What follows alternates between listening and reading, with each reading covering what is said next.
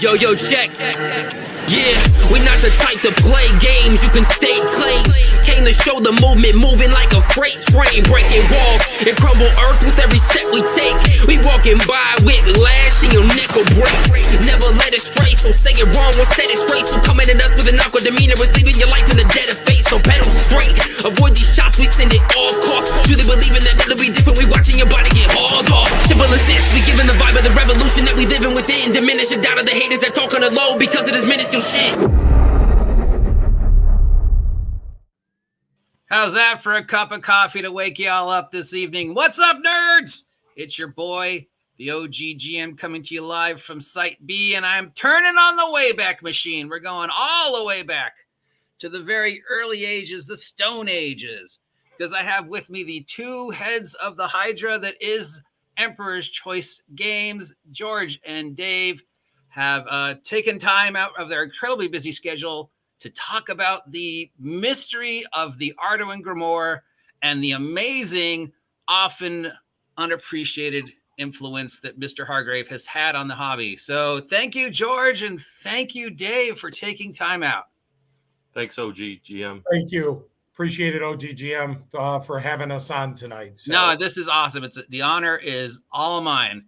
All right, so let's start with the hard-hitting questions. We brought this up a little in the preview.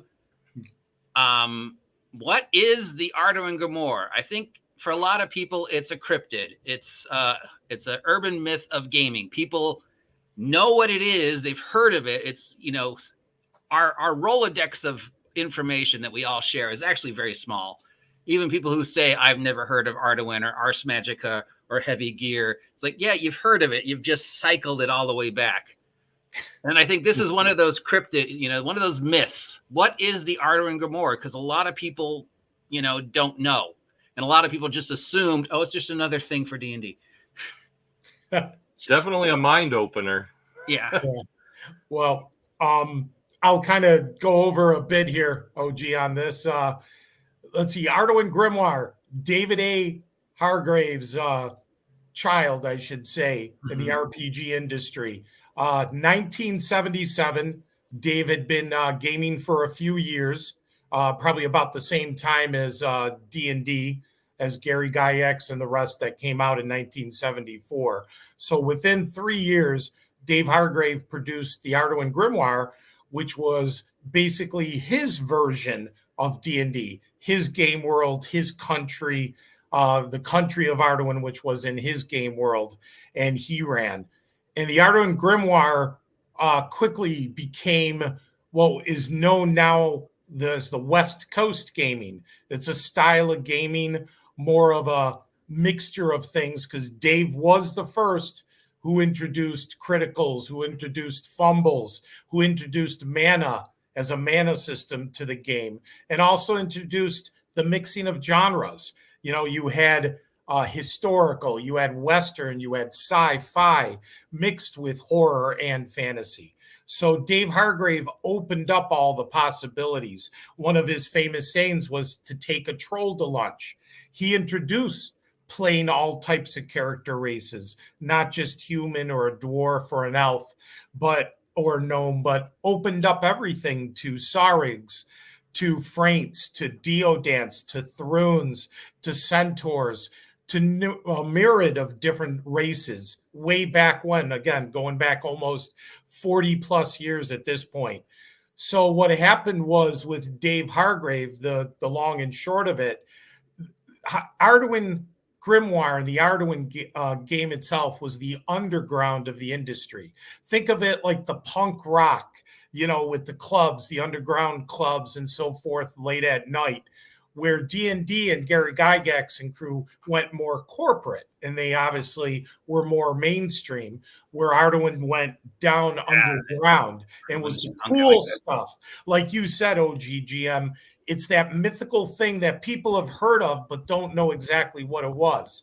Well, Arduin Grimoire was one of the main fundamental starting RPGs of the industry. You could almost call it one of the primal. You have D&D, you have Tunnels and Trolls. Think Empire of the Petal Throne. I Excuse me if I'm mispronouncing that.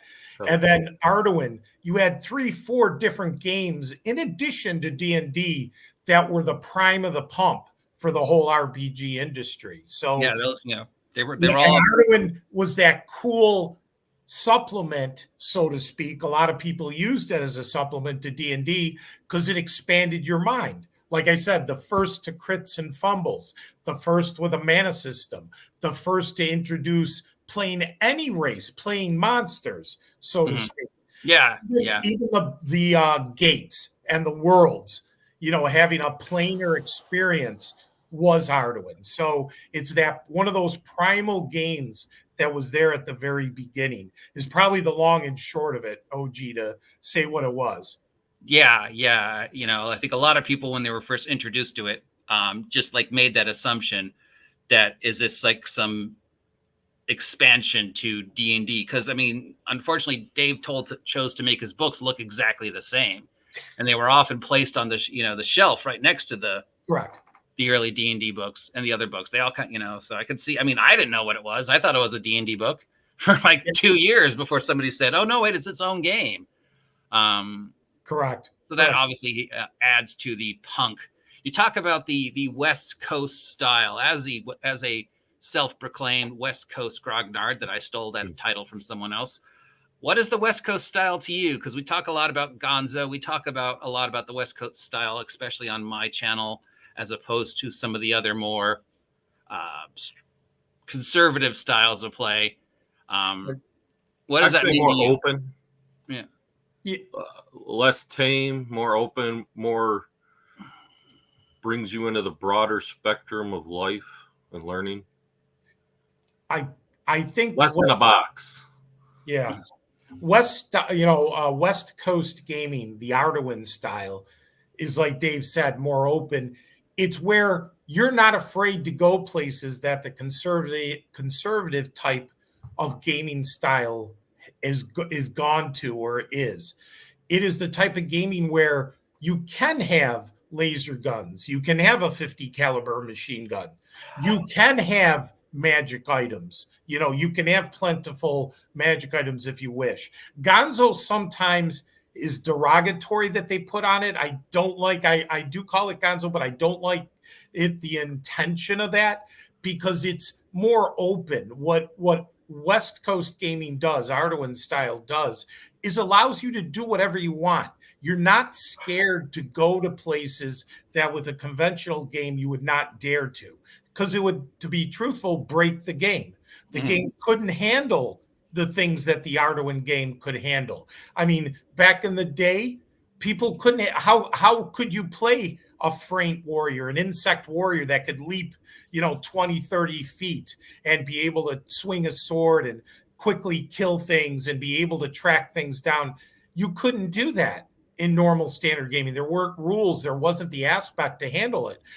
Game masters wouldn't know how to handle that, given players that type of power, or given people magic items or artifact level items, which Dave did. His magic items were individual, they were unique, and they were artifact level compared to D&D. But that gave it its coolness. So to me, West Coast gaming is, I'm not afraid. I'm not afraid to have the Kai Shang, who's like a otter type of race in Arduin that again was there 30 years ago, and have him be a techno and have him have a machine gun. Or I'm not afraid that the Uruk warrior has a laser rifle. I'm not scared of that. I'm not scared that the paladin has a holy avenger in your second level. Not worried at all. You're not going to unbalance the game, because in Arduin, there's aspects of the game that balance things and make it more fun. And I think that's one of the keys to this OGGM, is you're allowed to have the fun and it doesn't break the game. Yeah.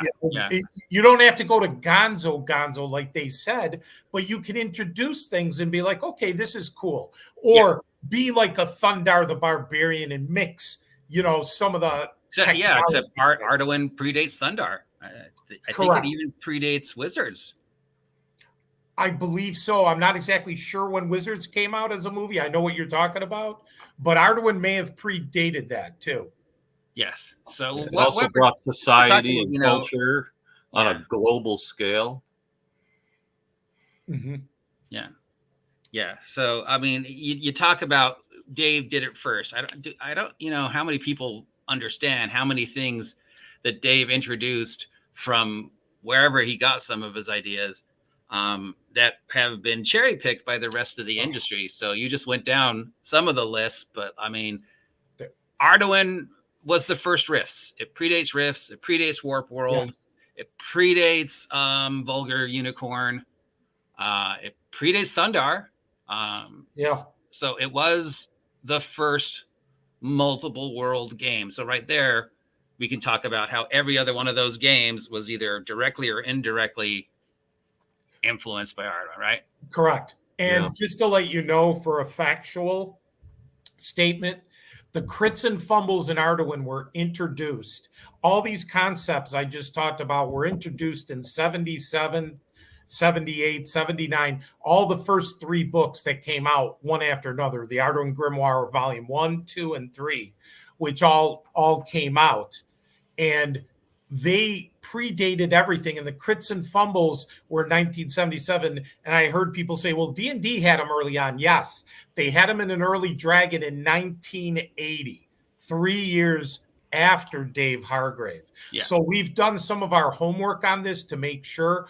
And I believe Mana Point system, Dave Hargrave was one of the first. I'm not sure if there was any other mana system before Arduin Grimoire introduced. I'd also like to add on those crits, criticals, Dave tapped into one of his players / friends, and it was a doctor, and his wife was a doctor. And they interjected a lot of the lethality in those criticals. Yeah. And the healing. Yeah, Dave was right. There's a chart in the first Grimoire that talks about Dr. Voorhees. Yeah, Dr. Voorhees, who taught it. Was it Steve, Dave? Dr. Steve? Or Dr. I forgot. No, it wasn't Steve. Dr. Voorhees, though, was his name. Yeah, his wife, too. Yeah, they put all names are eluding me right at this moment, but I know them. Yeah. That's okay. So you are currently William, the holders of the Arduin, whatever. So what exactly it is that you have your hands on, and how did you get it? I know you've told the story before, but for the people who haven't heard it, how did Arduin end up in your lap?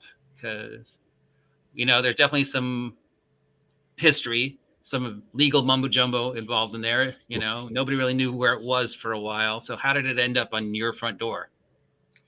How much of that can you tell us, anyways? Yeah. Well, do you want me to, Dave, to just kind of... Yeah, you knock yourself out. Here's when Dave takes a snap. Yeah, I know. I've told this story over and over, but I'll try to make it quick here. Dave and I created Emperor's Choice back in the late 90s. 1998 was Emperor's Choice beginning. It was probably sooner than that, actually. It was a couple. I think we got incorporated, Dave, in 98. Yeah. It was 98. We officially became corporate, but Dave's right. A couple of years before that, we did exist.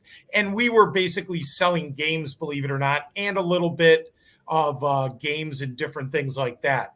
So Dave went to Chessex, who was a distributor at that point, and he found that they had a casting machine, a pot, and had these archive molds. And Archive is a company that was owned by Neville Stockton, who was a player with Dave Hargrave.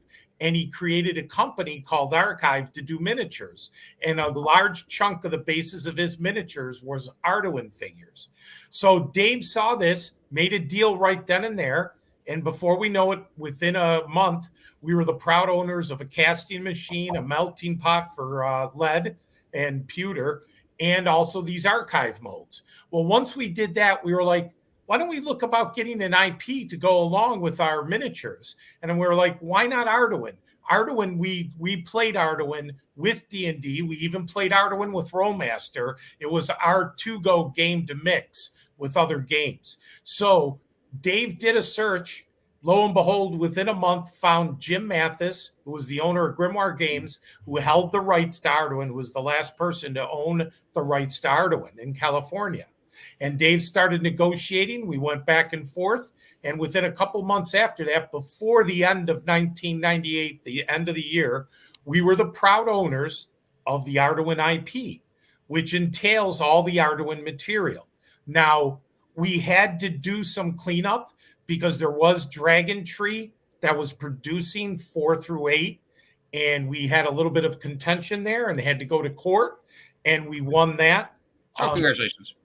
I'm sorry, what was that? Congratulations. Yeah, thank you. That took a bit of money and time, but we solidified that. We also trademarked Arduin, and we've registered the copyrights of all the Arduin material. So what's happened is, in addition to that, we have been surely but slowly collecting over the years all the unpublished Dave Hargrave material.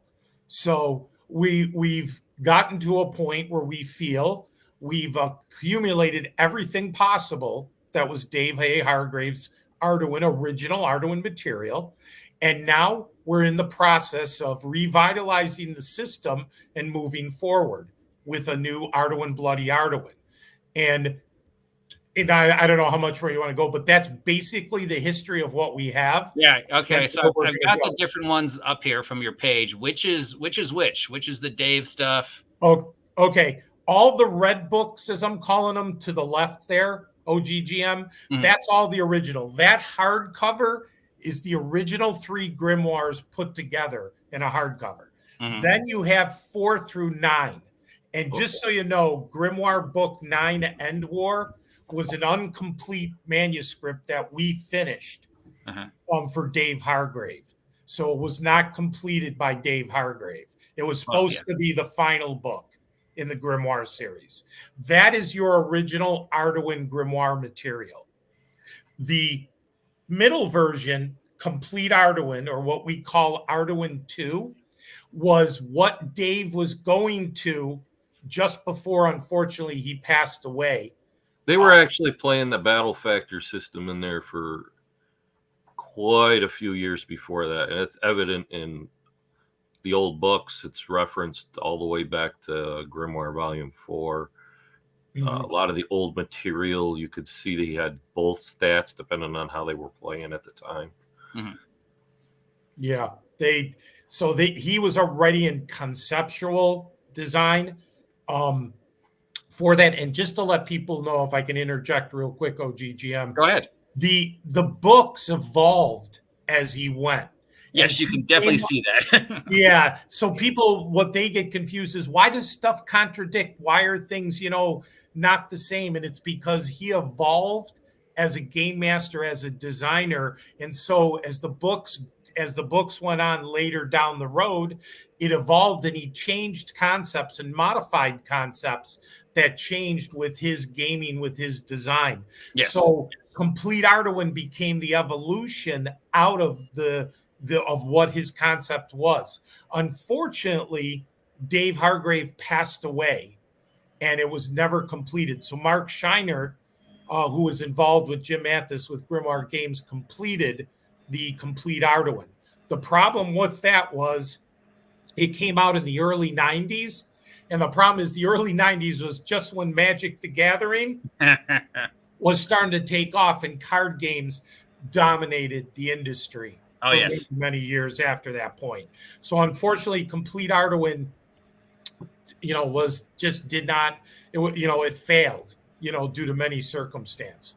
So from there, you come to Arduin Eternal, which was our version about 10 years ago, which we allowed a designer to take the game and go forward with it. It was, again, a escalation from Complete Arduin. Complete Arduin, Scheinert's version, was percentile based. So was Arduin Eternal, but it took it to an extreme level. The problem with that is that started coming out right around the time that Dave and I went into hibernation with the company. Around 2014, both of Dave's parents passed away. My father passed away. My mother caught cancer, and our parents were just devastated. We unfortunately had a lot of devastating family issues in 2014. So we went into hibernation for about 7 years. The company was still quote unquote active, but it was just kind of dormant, so to speak. But then we came back just in 2021. So Arduin Eternal was the last rendition. And again, it failed. It was too crunchy. It went too extreme with the percentiles in the system. So we came back in 2021. And what I want to say is one of the things that I want to say, because you can see it right on the screen that says not supported legacy product.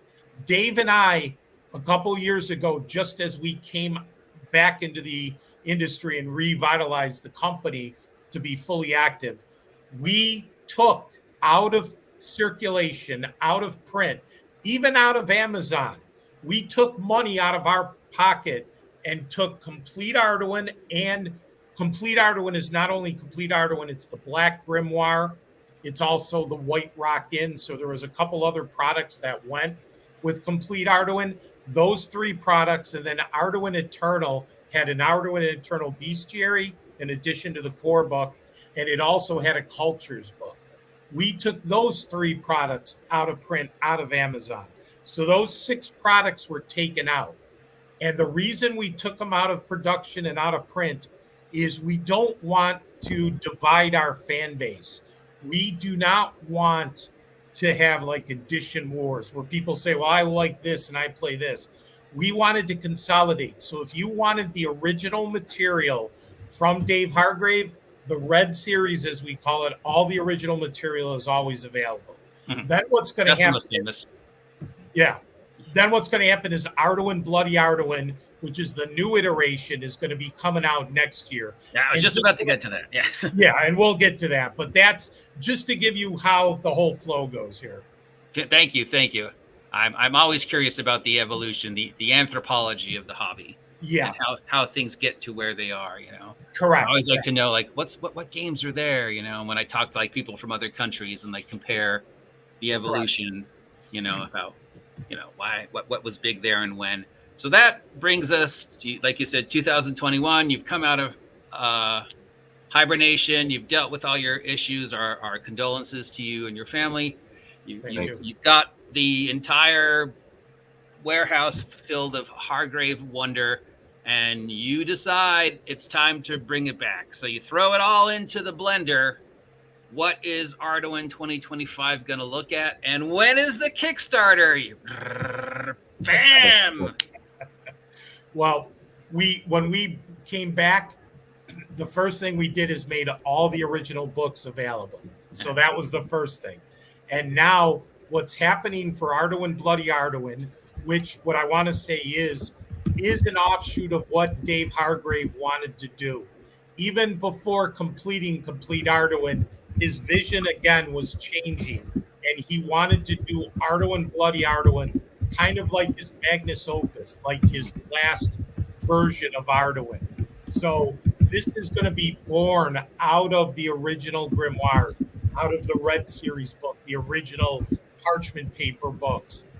What we're doing is we've been painstakingly going through every spell, even all the other versions. We've been going through all the charts, all the races, everything Dave Hargrave did, all the unpublished material, whatever notes we can gather and put together. And what we've done is we are creating a new system for Arduin called Arduin Bloody Arduin, which will be D20 based, but it's not OGL. It's not just a retro clone of D&D. It is Arduin. So it's going to be a D20 based Arduin system in 2025 that'll be coming. Cool. So do you have a Kickstart date for us yet? We do not have a specific Kickstart date for 2025. That we're not sure. We believe it'll be sometime in mid or late 2025. We haven't solidified a date. We need to hit certain goals this year to be able to determine our exact date for the Kickstarter in 2025. We are on target right now. So what are the goals? Convention season is coming up after all. Well, one of the things we have foregone right now is we're not doing conventions. The reason being is all our time, effort, and money is being sunk into the development of the books because we want to be ready to go by next year. So everything we're doing is focusing on the books. We're going to look at conventions and that support after 2025. Once we get the books, once we have the new material, then it makes good sense to start hitting all the different conventions and get people to get out there to start running games. So that's kind of the game plan there. But our goals right now, we have to finish, and right on deck, we have 3 core books: a player's grimoire, a game master grimoire, and the monster grimoire are the 3 core books for Arduin at this point. And we are headlong into getting the player's grimoire finished, and then we're going right into the monster grimoire and the game master grimoire at the same time. So we're going to be paralleling those 2 books as we develop. And we plan on doing at least one adventure to come out with it right away. Yeah, and maybe one more introductory adventure to come out with the Kickstarter. So And we're hoping to have a game master screen also in that Kickstarter. yeah, free swag. So can we expect live beta tests, open play tests, or is it all going to be close to the heart? Right now, to tell you the truth, OGGM, we've been play testing for about 1.5 years, almost 2 years. We're going to keep it close to the vest. We've expanded it a little.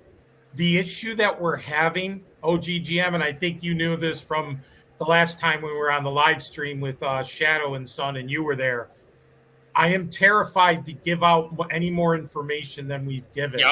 There's too many people right now. As a matter of fact, I'm going to say this because it bothered me. Somebody else is coming out with another Kickstarter, and they talked about how their system of magic's going to be mana system, and you can manipulate the spells, basically like charging, like Arduin did. And it made me sick because it's like, that's not an innovative idea. That was Arduin. Well, there are no innovative ideas.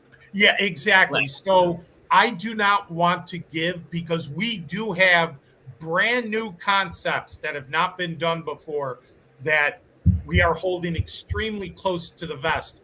And the problem we have, OGGM, is God forbid we open up the play test too much. Even with an NDA, you get the wrong person who gets our hard work for 2-3 years in their hands, and it gets out there and it destroys everything we've put all the time. Yeah, that is definitely something that people who are doing, open play tests, like our friends over at Darrington, should probably consider. What do you have in place to protect you legally? Do you have an SRD?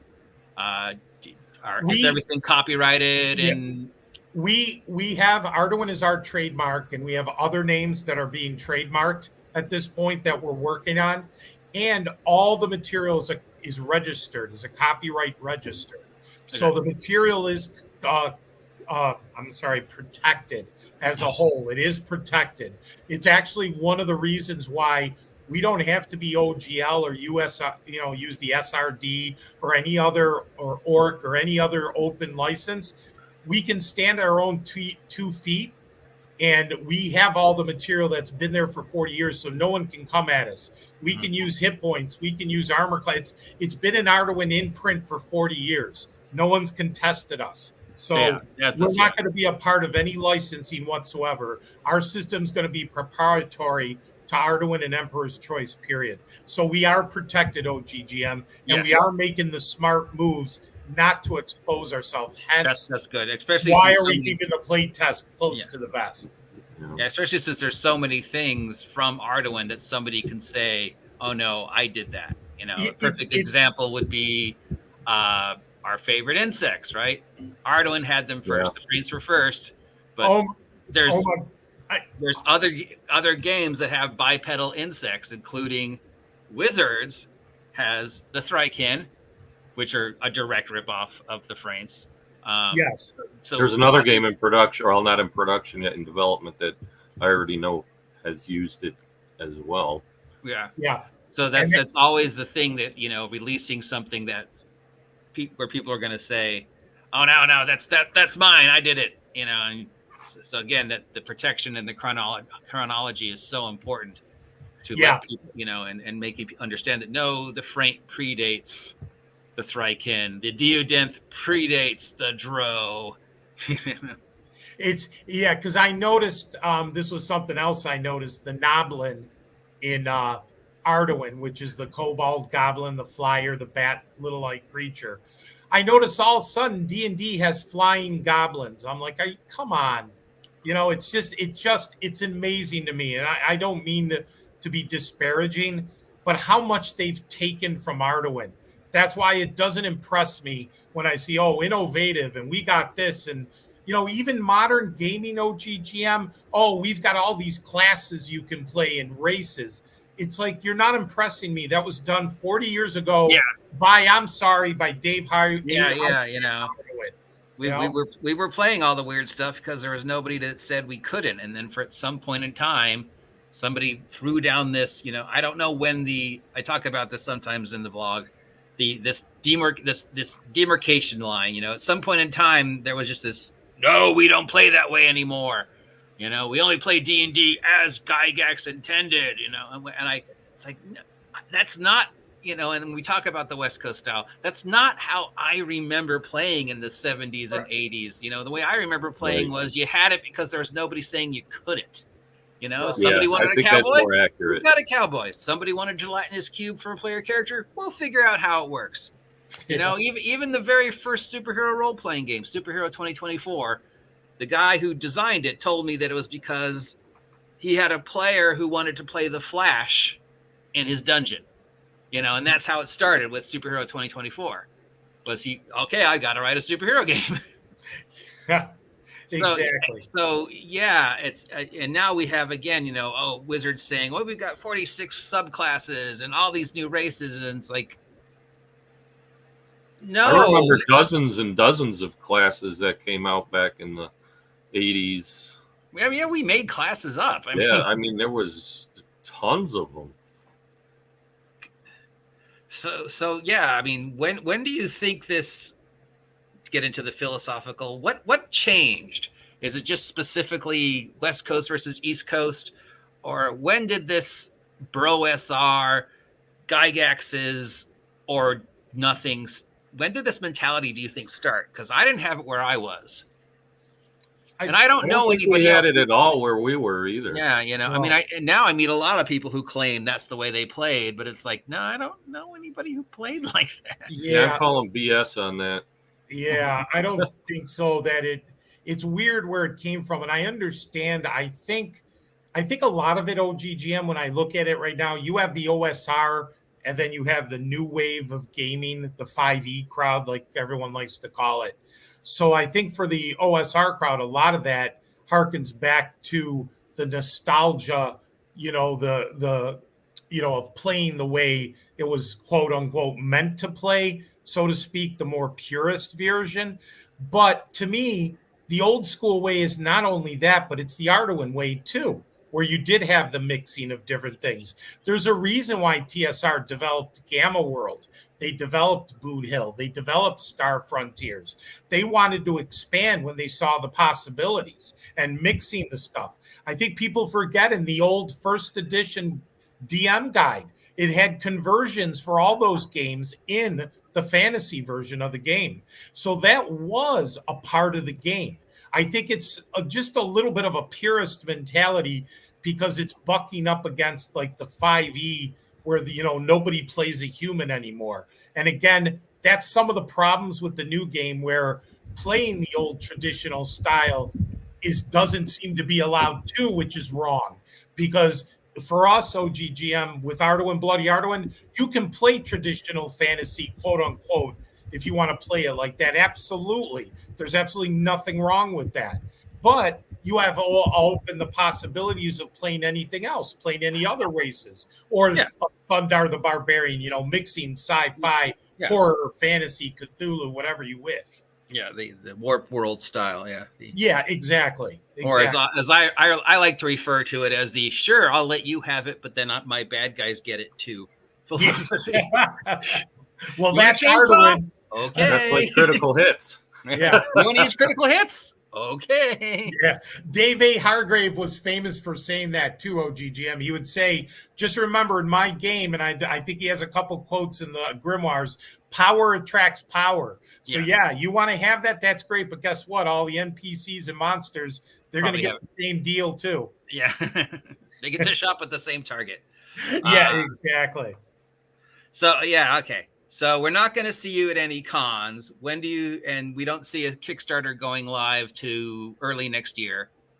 And that's probably good because you want to avoid the 2024 D&D / Daggerheart glut and come out, looking good when the all the bricks fall. So what can I mean? That obviously the most famous thing everybody remembers is the random tables. So I think that's everybody's going to want to know, are the cool, wacky magic items, techno items still going to be there? Are the cards? We love the cards. And are we going to still have the weird random tables? Let me just say this simple. Yes, yes, and yes. Now, we are going through things. Things will be updated. Things will be looked at to be cohesive. But yes, we are planning. We are looking at cards. We're not sure if they'll be ready to go for the Kickstarter then. It's possible, but it's a resource and money thing. But yes, we're looking at new cards. To have the cards, those were cool, and we know those are a part of Arduin. So we will have a solution. Let me put it that way. We are looking at the cards heavily. We love them, and we know people like them. Yeah, I mean, they basically originated with Arduin. The question is, I think Arduin a viable thing? It's such a brilliant idea. Yeah, they were the first cards, to be honest. If we even go back to that, and I could almost boldly say, prove me wrong, that Arduin was not the first to do monster and item cards back in the day. If they weren't the very first, they were extremely close to being the first of doing it. So cards, yes, we are heavily looking at. We're already researching it now. Stretch goal. The random tables, yes. You're going to have, again, crit fumbles. We are looking the magic items. We're rebuilding. Actually, that's one of the things we're doing in the next couple weeks. We're getting into the economy and to the magic items and all standard items. Yeah, because, there's stuff that Dave had in the book that obviously has since evolved. We don't have phones plugged into the wall anymore. So correct. So there are things we have to look at. But yes, there's going to be tables upon tables. A lot of the coolness that Dave had the will random be there. Earth things and the star signs and all those things. And a ton of stuff. All the different appearance tables and character creation stuff. A lot of that has been ported over. A lot of it OGGM is ported over, but some of it, to be honest, had to be updated in a certain aspect because to be cohesive with everything else. But what's there, a lot of it is coming over with Dave Hargrave. If we can port it in directly, we will. Now, to be honest, and I talked about this in some of the live streams, certain things had to be dropped. Yeah. Because they're not gonna be cohesive. And I know, I'm just gonna say it. There's two things I can tell you right off the bat. Dave Hargrave, if you remember in D&D, they had weapons that did different damage against small creatures, medium, large. Yeah. And they had the minus and plus versus the different armor classes. I hated that, but yes. Yeah, that's all going away. And it doesn't make sense because in Arduin, he had 12 different columns from 0 to 1 hit die creatures to 30 to 40. You had 12 different values for each weapon. That's insane. And it becomes cumbersome. Yeah. It was great back in the idea, but it's exceedingly cumbersome. Plus, you would have to divulge what the hit dice of the creature are. So that went away. The other thing that we had to leave behind was, okay, my broadsword is +2 against chainmail, but it's -2 against plate mail, but it's +4 against leather. Yeah. That breaks down because, okay, what's the bonus of the broadsword versus power armor? Yeah. What's the bonus of the broadsword versus the wolf or against the black scorpion chitin? And then it's the other way around. The dragon claw OGGM, what's the bonus of a dragon claw versus plate mail? You see what I mean? Where you completely break down. If you don't, you want to definitely streamline it. Yeah, because if you get to that level of detail, you have to go be across the board and it already breaks down. So we left that behind. You know what? If people want to use it, go for it. But we made the decision after analyzing, and these weren't easy decisions, OGGM. We left those two things behind. And there's some others we had to too.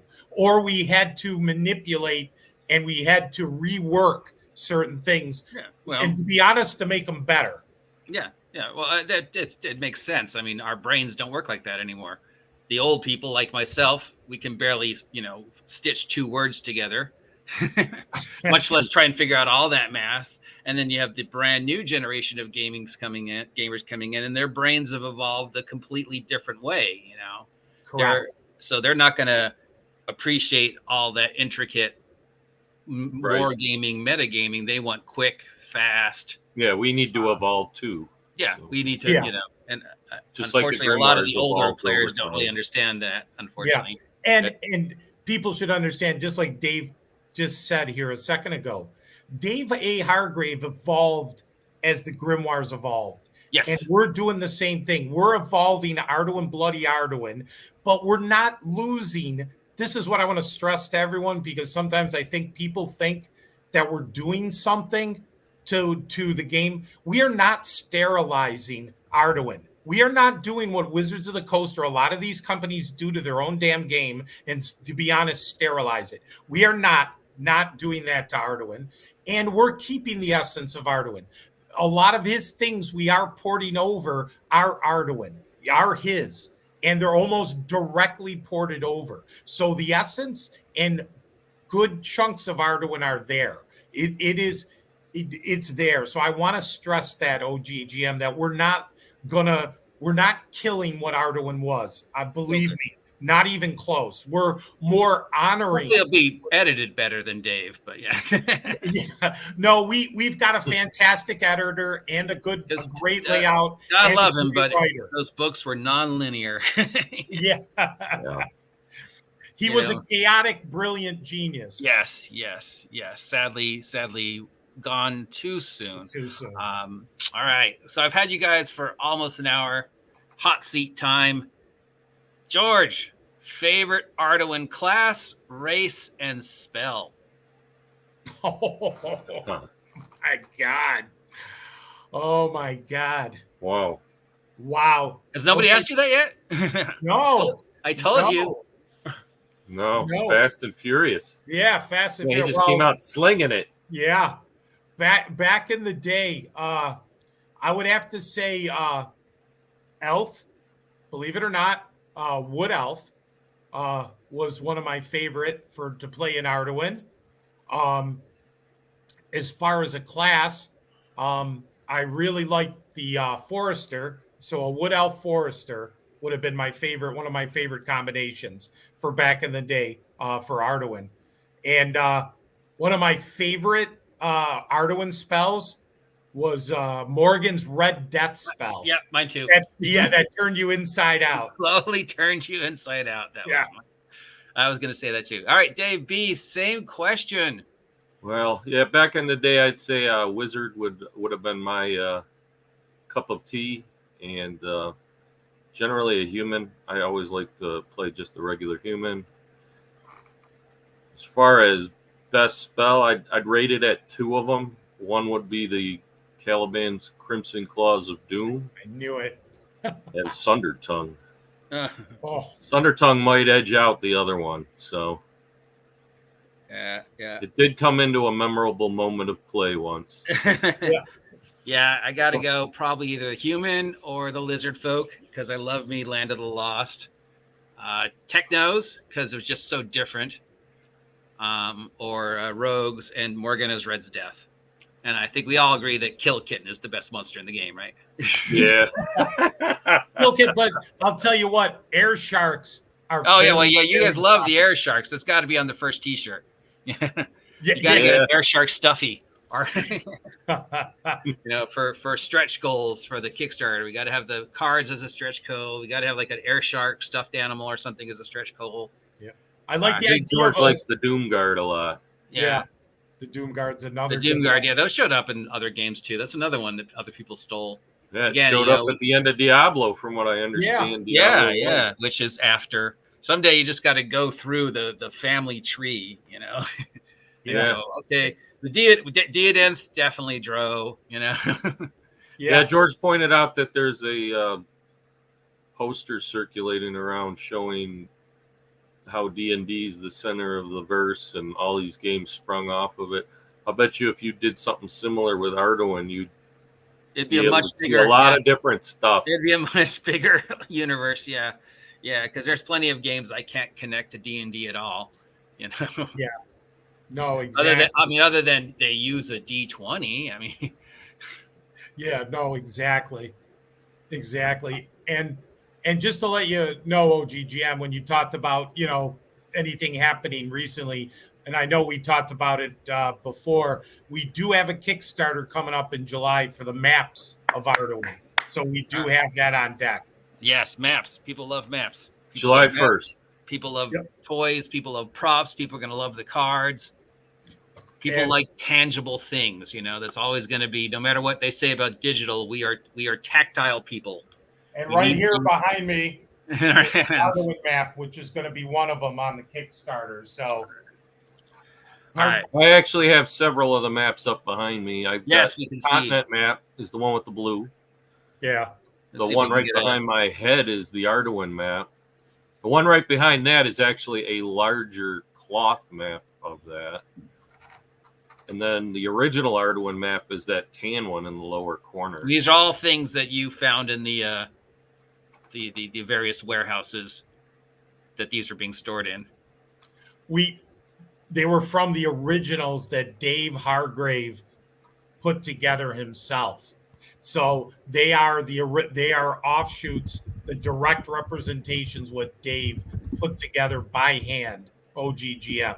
Yeah, that's so cool that, you know, so much stuff was preserved, because you hear, you know, how much time and time again, just because time and age and I put it in a box and my mom threw it away, or if you're like me and everything burnt up in the Thompson fire, you know. So just the fact that so many people held on to Dave's stuff really shows, I think, the love and the influence that people have for Dave and how important he was to the hobby. And I'm hoping, you know, we can get a Dave documentary of some kind.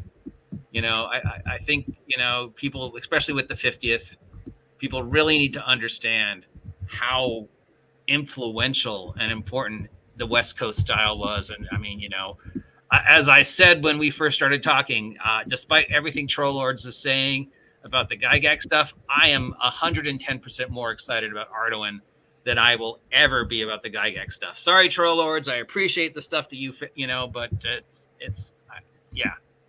I want Arduin, you know.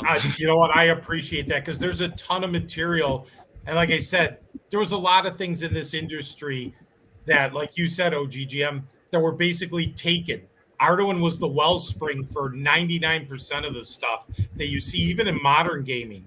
Heck, even just real quick, like Jonathan Tweet, who was the main designer for 3rd edition D&D, he said the Arduin Grimoire was the coolest RPG book ever.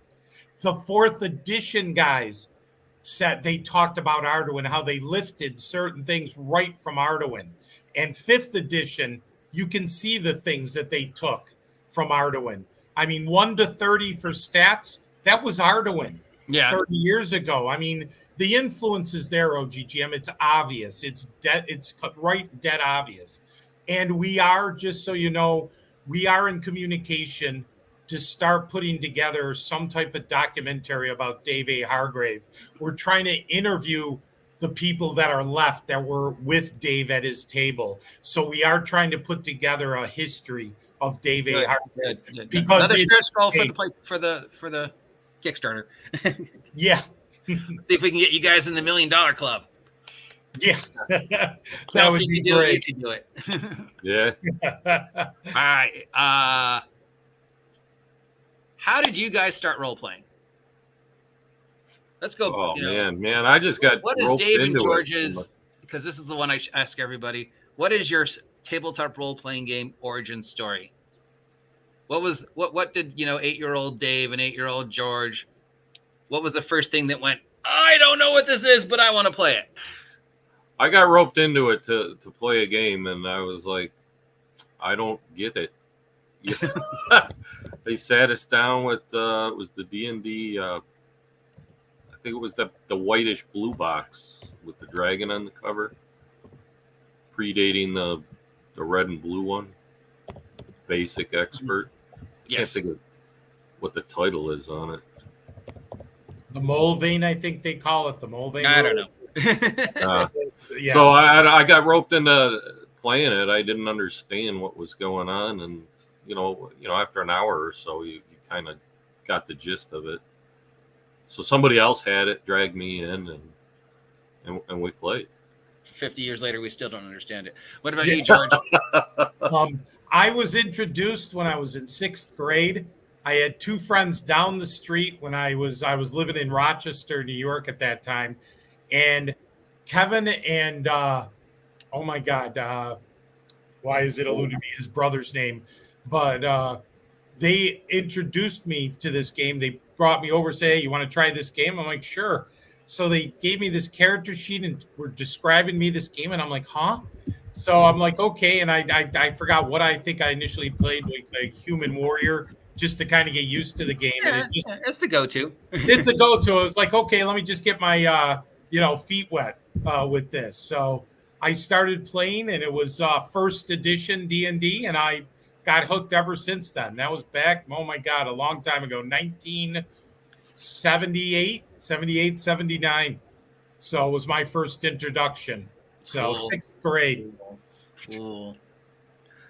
All right. I've had you guys for almost an hour now. Thank you very much. I know it's you're on New York time, so it's got to be like, I don't know, snowing there or whatever. You're on the East Coast. So, We're in Buffalo, so yeah, we wouldn't be surprised. May 15th, we get a snowstorm tomorrow. You know, But it has been decent. So Yeah.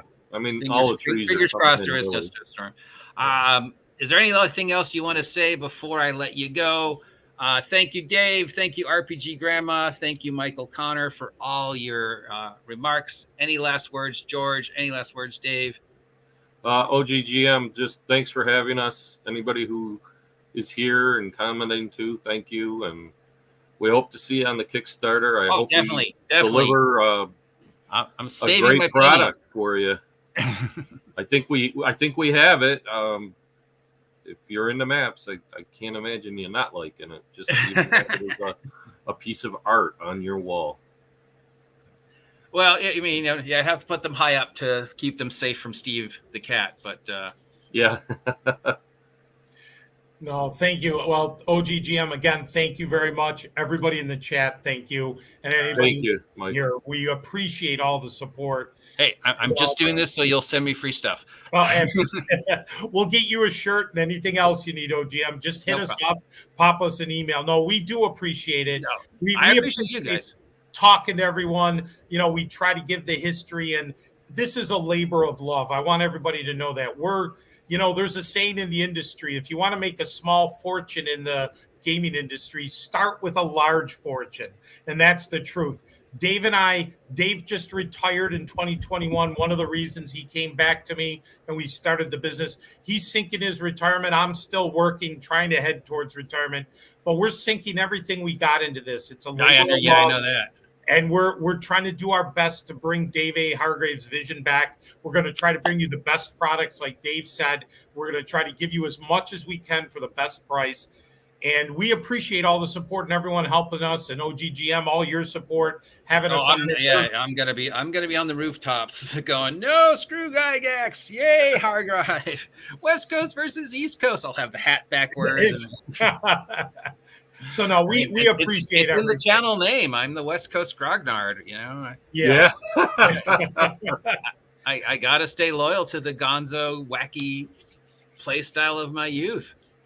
Yeah. No, absolutely. But no, we appreciate everything. It's very much we appreciate you, and I appreciate you, all kidding aside, for bringing this back. Like I said, it means so much to so many of us. It's revisiting the best part of my gaming childhood. So thank you again. Thank you, everybody who took time out of their night to join us. If you haven't checked out their stuff, link in the description. It's on Emperor's Choice. and they're on Facebook. You guys don't have a YouTube yet. We need to get a YouTube channel. We do. It's just not active. Yeah, Or we a do. Twitter or Yeah. something. You know, we got to get you out cycling so some of the big guys like Bob Worldbuilder or Professor DM start talking about. If we could get Professor DM to talk about you, wow. All right, there we go. Thank you very much again. Good night. And remember the usual stuff: like, share, subscribe, buy my merch, link down below. Buy their merch, more important, link down below. And I will let you all go.